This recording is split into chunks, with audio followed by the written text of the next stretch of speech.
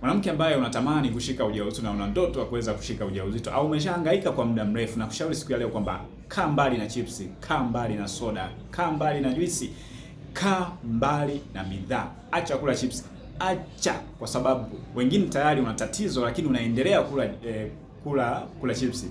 Wengine unajijua kabisa baada ya miezi mitatu mbele utahitaji kuanza mchakato wa kuweza kushika ujauzito, lakini bado unakula chipsi, bado unakunywa soda. Acha, kaa mbali na vyakula hivyo, kaa mbali na bidhaa.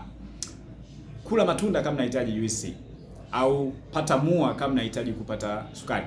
Acha kula bidhaa, acha kula hiyo mikate na bidhaa zingine ambazo unaona kabisa hizi ni bidhaa, sio chakula. Kwa hiyo kaa mbali na bidhaa, kwa sababu hivyo ndivyo ambavyo vinakwenda kuharibu mfumo wako wa hormones. Punde utakapoanza mchakato wa kutaka kupata ujauzito, utaanza kupata matatizo, kwa sababu umeshaharibu mfumo wako wa hormones kwa kula bidhaa na sio chakula. Ndugu, kula chakula kama dawa, usije kula dawa kama chakula.